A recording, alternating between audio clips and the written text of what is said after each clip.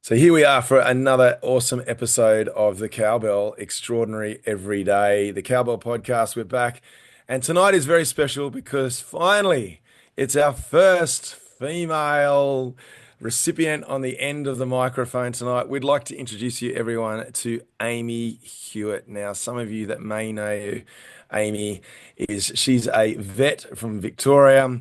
She's a very, very special individual because not only is she a trail and ultra runner, but she does some incredible things with her canine companions. And she's being joined tonight by Ella, and we think Molly Dog is around somewhere. So, Mm. Amy, welcome. Kelvin, how are you, mate? Good to have you all together. Yeah, thanks, mate. Yeah, like I said, I think Dave, I think good to have Amy finally on this pod, and I've been looking forward to hearing her story. I mean, obviously, I know she's a vet, she's an ultra runner, but would love to find out more about her background, like how she got into running, how she become a vet, and some of the extraordinary things that she have done last year, and that's how I actually met her. So, Amy, welcome. Thank you so much for having me on the show, guys. It's such a pleasure. I love what you're doing with this. But yeah, no, thank you for the amazing intro. I'm a vet in Gippsland, Victoria, and I love ultra running with my trail dog, Molly Dog, and as well as Ella Dog. And together, yeah, we do trail running. I use it as a release from work. But yeah, my background is I grew up in outback Queensland, loved animals since I was a young child, and always wanted to make a positive change in the world. So I became a vet, and I combined two loves. I combined dogs and trail running through Kenny Cross and through the events that we put on. And yeah, I feel very blessed to be able to do what I do. Yeah, that's So awesome. well, you go, Kelvin. Yep. Yeah. Yes, I mean, yeah, thanks for the quick intro. I guess I mean to find out to hear more about the event you've helped fund last year. But maybe just take us back to the very beginning, I guess. How I got to know you was actually from I guess a fundraising event, like you sort of help fundraising for a organization called Sophia Legacy. So that's for vet mental health, like to increase the awareness. So maybe yeah, tell us a little bit about that and how sort of like it affects sort of like your career and what you do. Like So that treadmill run arose from my new love of running 100 kilometers. I ran my first 100K at Buffalo Stampede last year, and I thought, well, why don't I raise money and why don't I do it on a treadmill? It seemed like a natural progression to do something for a beautiful charity and do running at the same time. So the whole motivation was to raise awareness for veterinary mental health. So Sophie's Legacy raises that in relation to veterinary professionals because mm, vets are 4 times more likely to commit suicide. And I know from myself and the struggles I faced earlier on in my career that I did struggle with the mental health side of it, and it is quite a problem in our profession. So I thought, why not raise money and do it on the treadmill and scrubs? So I did it last year on a Eurocare day in September. I ran 100Ks on the treadmill and scrubs. I had my clinic and some clients rock up next to me running. It was pretty awesome day. I did it at my local gym, and they were really supportive as well. But yeah, my clinic, APM Animal Health in it's called Devoted Vets in Warrigal. Each one had a set time that they came in. They came running in their scrubs. So one of the vets came in gumboots and like with wearing colorectal gloves. So it was a really good community event. We ended up on TV. The gym allowed the dogs in, but at the crux of it, what we did was raise awareness for veterinary mental health in our local community and the surrounds. So I felt blessed to have that support, and we got it done, and we raised $12,000. wow. So it was one of the most memorable things I did last year, and just really grateful for the support that I received for that. And yeah, so it just seemed a natural thing for me to want to do 100Ks on the treadmill. But yeah. Well, and obviously backing up from the Buffalo the year before, or so earlier that year with the 100 Mm, there as well. But mm.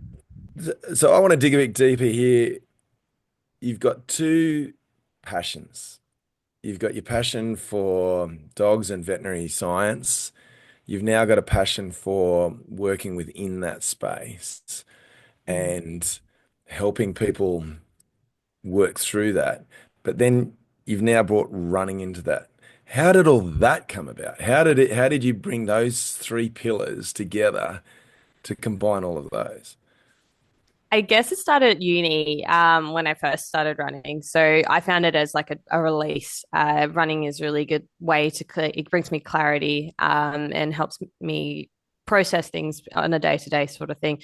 And so the natural progression was once I found that I really liked it. I found found the trail running community, such a supportive, beautiful people. Met you guys in the trail running community. So like I then want to see what was next, and it's that challenge and like that chosen pain. So that's what I find with ultra is that we choose that pain and we get these cookies in our cookie jar that then we can then rely upon when life itself gets harder, because when you choose the pain you can stop it at any point, but then sometimes in life you don't get that option. So if you've done really hard things, you can tend to lean on that during those hard times. And yeah, the profession, I love my job. I love what I do, and I love helping animals, but I also love helping people, and especially helping people through hard times and making a difference. Nothing I love more is knowing that I am that reason. I'm the reason that that animal's still alive, or that reason that incredible human animal bond that I often see on the day to day. I like fostering that and preserving that and protecting that as much as possible.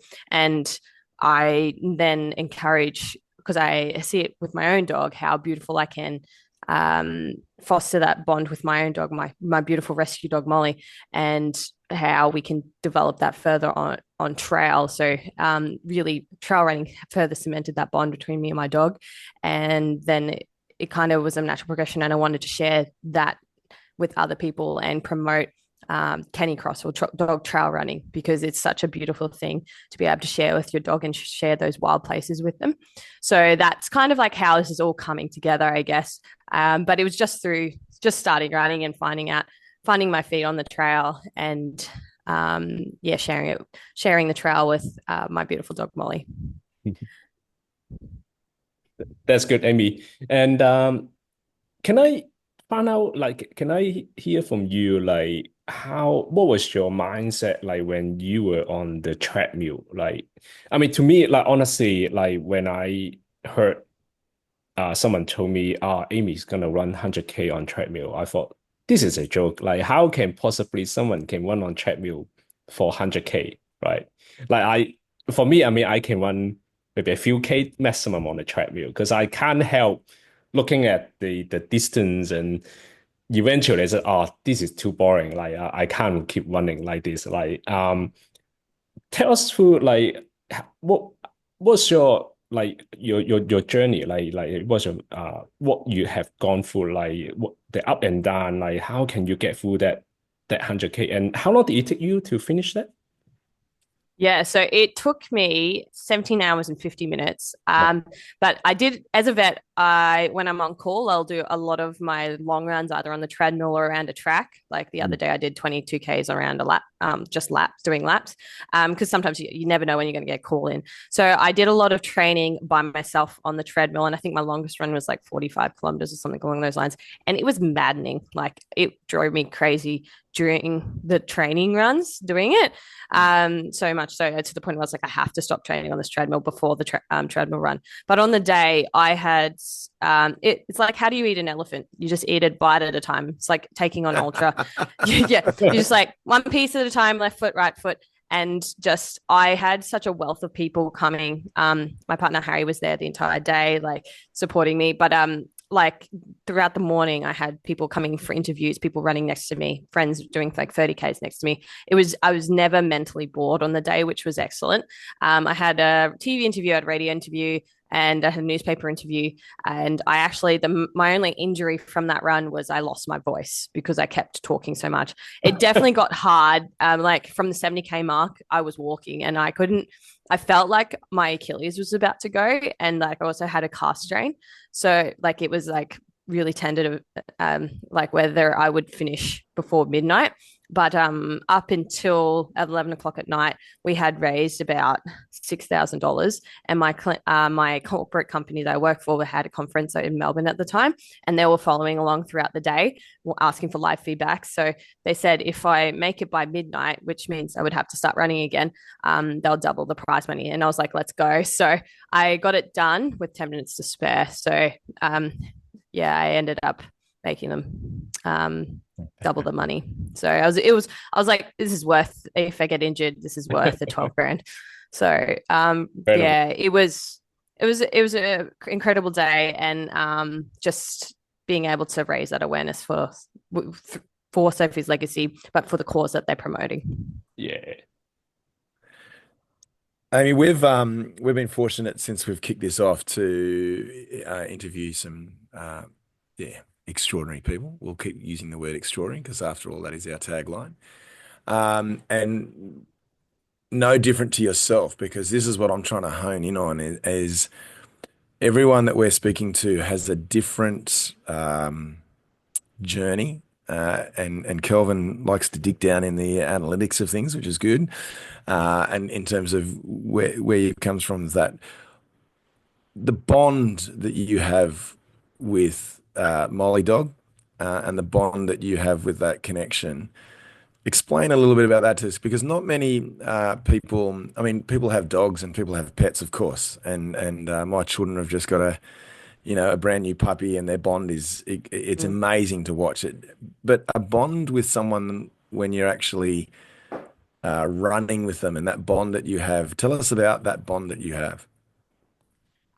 So Molly, I got her when she was 4. She came through a dog rescue called Hair of the Dog. And that's a rescue we've just taken over. But she came 4 years ago into my life, and she saved me, and I saved her. So she's very special to me. And just the look in her eyes sometimes, it's just complete unconditional love. And everyone who has a dog or like a pet or something significant in their life can potentially relate to that.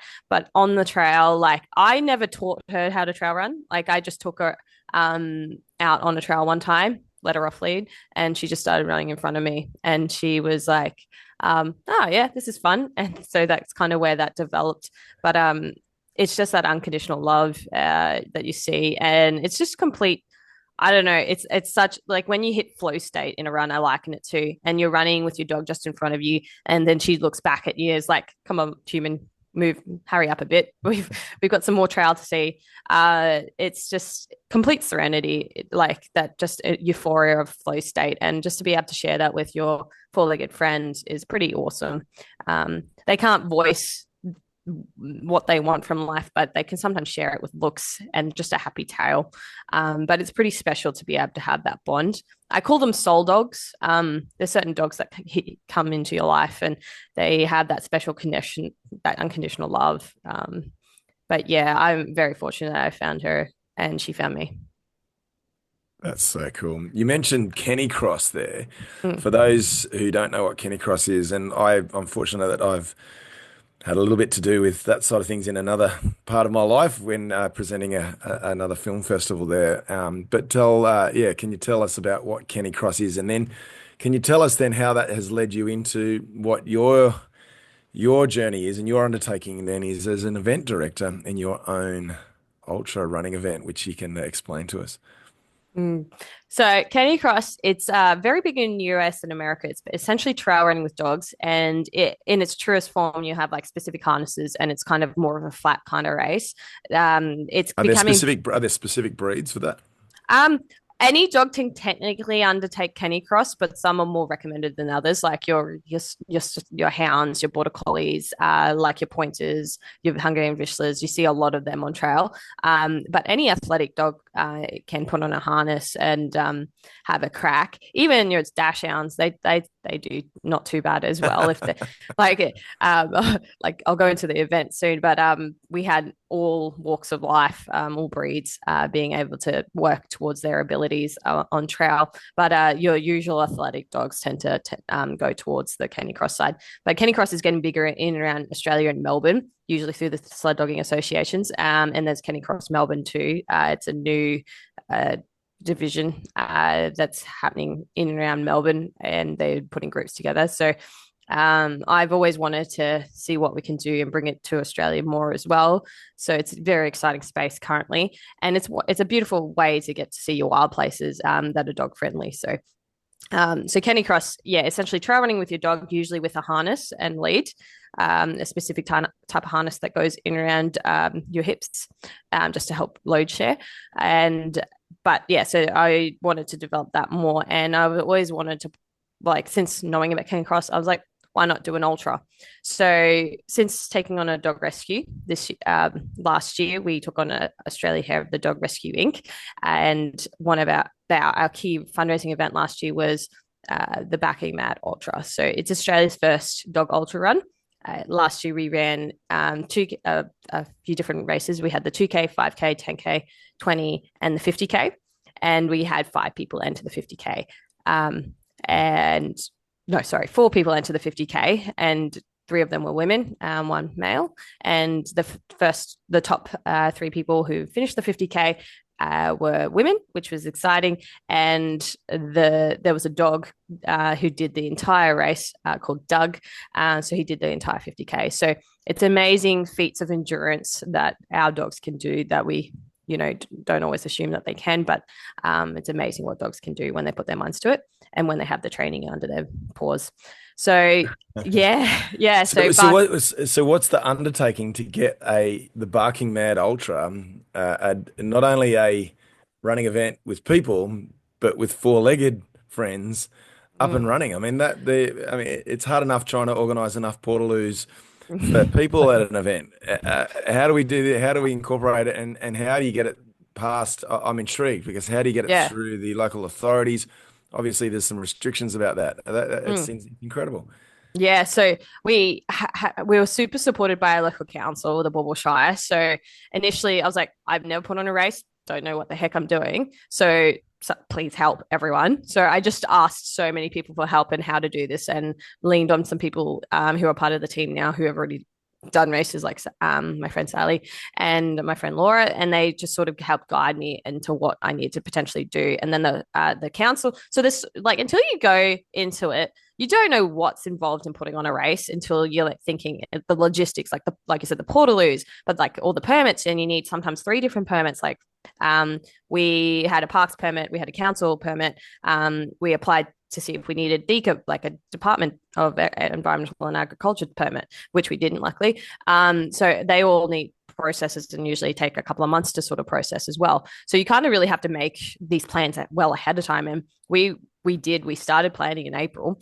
And but then on top of that, you also need your insurances, because we're a charity. We have charity insurance, but you also need volunteer insurance, and then event insurance. And it was the event insurance that sort of nearly had us unstuck. We didn't get event insurance until a month and a half before the race, so that kind of held us up advertising for the race. So then because we were like, if we can't get insurance, we can't really run the race, because apparently it's inherently dangerous to run on trail with your dog, lead tripping risk, that sort of thing. But luckily, we ended up getting insurance for all of those, and we were able to advertise. But then it's registrations then, and then getting that off the ground.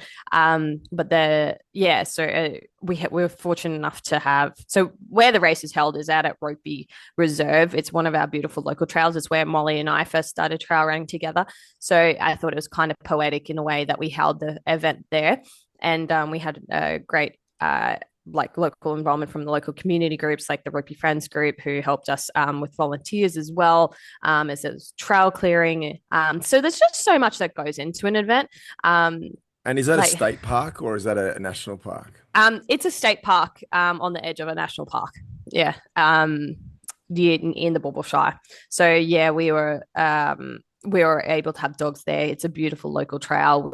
So our race was 10K loop. The 20K did twice, and the 50K did 5 times. So it was slightly easier for the trail clearing sort of perspective because we're doing loops, and the loops also enabled dogs to. We had aid stations as well, and at the aid stations we had a vet on course. We had the beautiful endurance medical services who were doing human first aid. They were out there as well.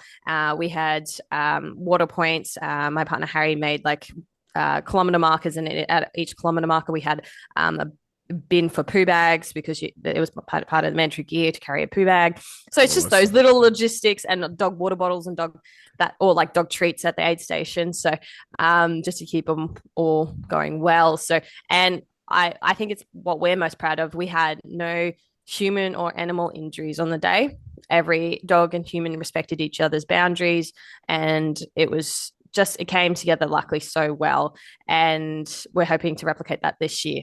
On the 4th and 5th of October, the first week in October. So that's when we're holding the next Barking Mad 2025, and we're all putting in a 5K this year.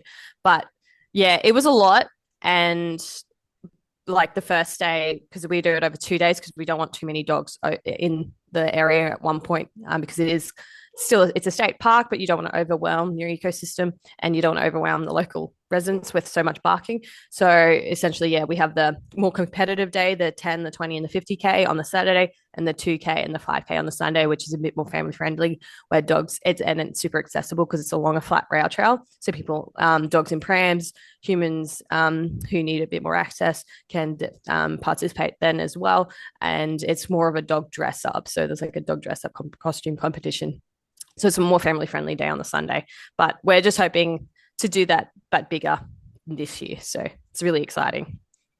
Yeah, it was such a great event, Amy. I was there, obviously supporting you, and it was such a great to see all the dogs and their owner getting so excited at the start line. And I remember all the dogs they just really want to just run fast, without knowing that they're gonna be running 10K, 20K.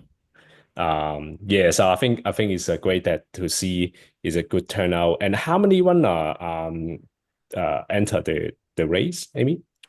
Thank you so much for being there, Kelvin, too, and like having your support there and your influence. Like it was and having Enduro one on the aid stations was excellent. But in relation to your question, we had 120 official registrants because the 2K we kind of didn't sort of track as much. So it would have been 120 and greater. So we were really grateful for that number with the month and a half notice that we could give people. Yeah, I think being the first event and such a short time frame to promote, I think definitely is a good outcome. And another good outcome is we raised it cost us $13,000 to put on, but in total we raised $13,000 for the dogs, which will enable us to save about 13 dogs this year. Yeah, nice. And would you consider to even have a different format of the race, like backyard ultra for dogs? I mean, there's a local backyard ultra called Wild Dog that I'm participating in, and I'm going to chat because I'm good friends with the race organizer. I'm going to have a chat with him to see if I can bring Molly Dog to that backyard ultra. So there is a backyard ultra already in Warragul. So very keen, and it's called Wild Dog. So yeah, because Warragul means wild dog. Can I just ask you one more question, maybe? So for a very well-trained dogs, how far can they run actually? Can they run up to 100K? Probably, I reckon. I wouldn't put it past some of those dogs, with the proper conditioning and time, and if they're aged appropriately. We had restrictions on dog ages that could enter, so as long as they're old enough, they can potentially enter in the breeds. We wouldn't allow a Frenchie to enter the 50Ks per se, but unless they were just doing one leg of the 50K. But dogs are incredible. They're incredible athletes, and they could definitely, with the proper conditioning, could potentially go to those lengths. So yeah. So having the loop, obviously the aid station. I mean, people, sometimes want to know what the aid station is, but what about the dogs? Did they have their own bowls? Or was it just a communal water, or were there special Scooby snacks going on here, or yeah, definitely. They had there was the dog section where they had their own treaties, and parliamentary gear, actually recommended gear was to have their own water bowl, but we also had big water bowls and we had those big shells for them to cool off in. So yeah, there was like the dog specific, and then the vets on course would be like health check the animals as they would come through. So it was really cool. And I can't wait to see how we can further develop the dog aid station aspect of the aid stations this year. Yeah, the opportunities are endless. Mm. Amy, you're an incredibly driven young lady who seems to have all of this in front of her. And I mean, hearing you just talk about this event now, I'm so inspired because the thought behind it, the support that you've got behind it, the approach, and obviously you've got all these amazing causes in mind. Again, we're going to sort of I'm coming back a little bit in the conversation. But what inspires you? I mean, you've spoken about what inspires you, but like this is a huge undertaking, and someone like yourself could be out doing many different things, but here you are putting on ultras for dogs. Yeah, I think it comes from I before taking on the rescue earlier in my career, I was not in the greatest mental health space, and I found that my border collie saved me, and I just am immensely grateful, and I just want to give back as best I can, help progress our profession into something beautiful and positive. So I want to help in that realm with Sophie's legacy as much as I can. So I feel like it's just an extension of what I currently already do. And I, like they say, love what you do. And I love my job. And I just want to share that with everyone through trail running, the human animal bond. And just help foster that further. And like added bonuses is a beautiful fundraiser for our dog rescue as well.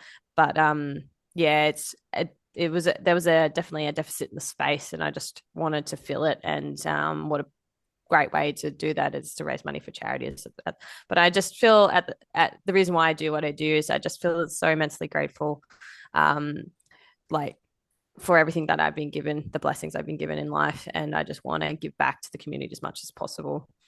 So I guess that's kind of do what I do. Yeah. Inspiring stuff, Amy. Very inspiring stuff. So I guess oh, sorry, you go. Yeah, no, Go. I guess I kind of just see it's just I'm just doing what I would probably Sure. would have done it, but it's like I can see it from that side. It's like yeah, I know it's extraordinary to get it off the ground, and I still pinch myself that we actually did it, and I couldn't have done it without my beautiful team, my partner, the hair of the dog team, and our Barking Mad Ultra event team. Just so immensely grateful for those people. I definitely couldn't get it off the ground, but it's pinch me moments. I still don't feel extraordinary, but I guess what we have done is extraordinary. So like when I was working 40-hour weeks, doing after hours and trying to get permits in, and it's just, and then still trying to train for the treadmill run. Like it was a hectic time last year, but I'm grateful I got it done, and I'm curious to see what we can do next. But yeah, no, it's like still doesn't always feel real that these things have happened. Well, tell us, because the effort's been rewarded. What just recently happened there on Australia Day weekend? Yeah, so we were our council gave us recognition. Well, the rescues long waiting. So basically, the rescue's been founded in 2015, and they've been doing amazing work. The rescue before us raised over $300,000 and saved over 300 dogs, and so it was all culminated into this community event that's brought in through so many people throughout the community into this one event that showcases our beautiful trails and promotes trail stewardship, as well as getting your dogs on trail and a healthy lifestyle. So in recognition of that, we were awarded an Australia Day medallion for those efforts. And I didn't know you had to give a speech when we went there, and started giving the speech. And then I saw Liz, who founded the rescue, and she started crying and I started crying. So there was it was very emotionally charged, but we were just immensely grateful for the recognition and just to see where we can then take the rescue and the ultra as well. So very grateful. Very good, Amy. So tell us any other big goal you are aiming for this year? Aside from, we have 2 charity events this year. We have our trivia night on the 31st of May. So our theme for that is pirates. So there's going to be dogs dressed up as pirates. But that's the trivia night's more for the humans. And our Barking Mad Ultra event, which is on the 4th and 5th of October. Very excited to do that again this year with more participants. And then also in relation to my running, I want to do my first 100 miler. So towards the end of the year is what I'm training for at this point. And I have entered GSER 100 miler just because I love aside from rugby, which has my heart, I love the snow gums. So there's something different about being up in the high country when you don't see anything that's man-made, human, and you're just out there on your own amongst the snow gums. It's just quite magical. So that's why I elected to do that 100 miler, and I'm very excited to get that ticked off towards the end of the year. So that's the next big thing. I like to sign up for things like I signed up for Buffalo Stampede with 3 months of training. So I like to do things that scare me. So, and the next thing is the 100 miler. So that is kind of my next big goal. But yeah. Amazing, Amy. And I must say that I think you have a very, very lucky partner, Henry, who can always by your side support you. I think he probably wouldn't know that, Amy is an ultra runner, is a vet. She went on treadmill for 100K. She found he's right there. Look at this. Here he is.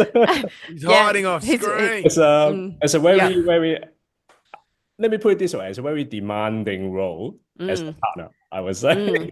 Yeah, and he's like Kelvin, I thought you were trying to hit on it for a second, but he's standing right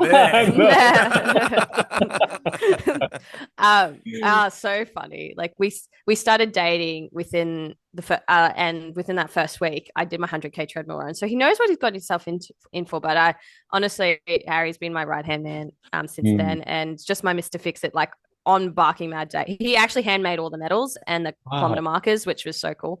But yeah, on the day I was like, this is a problem. He's got to get in the screen now. You're talking about him. He's got to get in the screen. There he is. He's even got his headphones on. He's been off screen listening quietly. Jeez. Yeah.